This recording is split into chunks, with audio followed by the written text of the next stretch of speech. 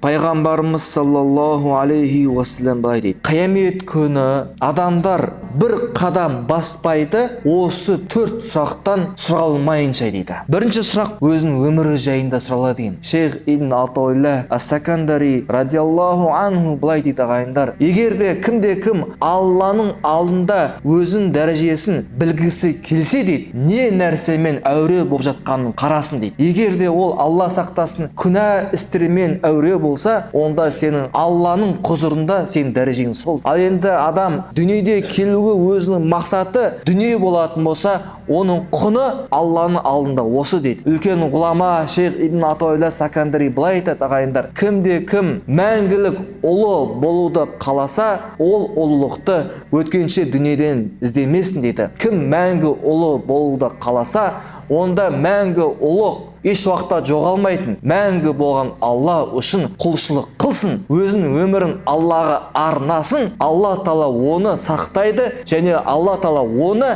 мәңгілік ұлық қылады, ағайындар. Біріншіне өмірі жайында сұралады. Одан кейін жастық шағы. Бауырлар, қараңыздар, не үшін өмір деп айтты? Одан кейін оның ішінен жастық шақты бөліп айтты. Өйткені ол өмірдегі ішіндегі ең үлкен нығмет ол жастық шақ. Жастық шақта осы күш қуатымен Құран жаттауға болады, ілім үйренуге болады, ғалым болуға болады, дүниелік ғалым болуға болады. Алла субханала ва тағала осында күш қуат берген уақытта бос нәрсемен айналыспау керек, бәлкім ғылыммен айналысу керек. Бұл дүниеге пайда беретін және ақыретке де пайда беретін ғылыммен айналысу керек, бауырлар. Яғни біріншіне өмірден сұралады, одан кейін жастық шағынан сұралады, одан кейін бауырлар дүниеден сұралады. Дүниеде екі сұрақ болады деген: сол дүниені қалай таптың? Кәсібің адал ма, арам ба? Арам болса, Алланың алдында жауап береді. Адал болатын болса, сол дүниенің адалдығынан сұралады. Адал болатын болса, сол адал дүниені қайда жұмсадың дейді. Дүние адал болғанымен,